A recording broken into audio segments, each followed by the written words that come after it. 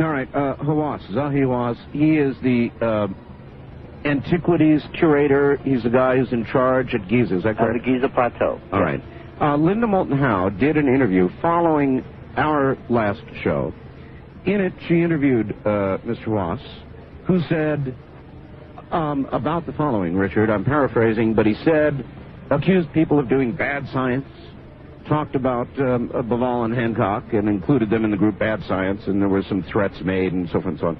Then he said, look, there's nothing in those chambers. Those chambers, he said, were opened, I forget, back in the 1920s or something, and they're going to open them, and there's going to be nothing in those chambers. That's what he said with Linda Moulton Howe. Okay. So...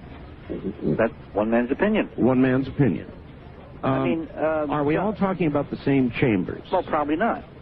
I mean, if you look at the stelae, which is basically a flat, carved, engraved stone, flat slab, tablet, that's erected between the paws of the Sphinx, right in front of its breast, which is very old, thousands of years old.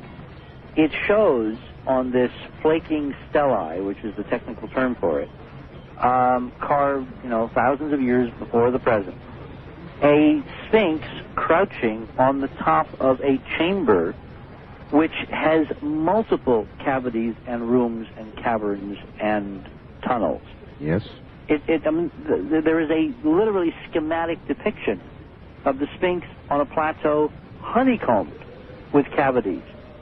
And I imagine, given some of the hints we've had from the recent investigations, ground-penetrating radar and seismographs and the like, that there are a lot of potential cavities that either could or could not contain interesting or uninteresting artifacts and or records and or stuff. How much do we know about that, Richard? The X-ray work that has been done, I think it's the University of Florida has been doing and others have done. What do we know? How many chambers or what have we seen? Can you tell us that? Well, we know there was a rumor some months ago that there were 9 chambers discovered. 9?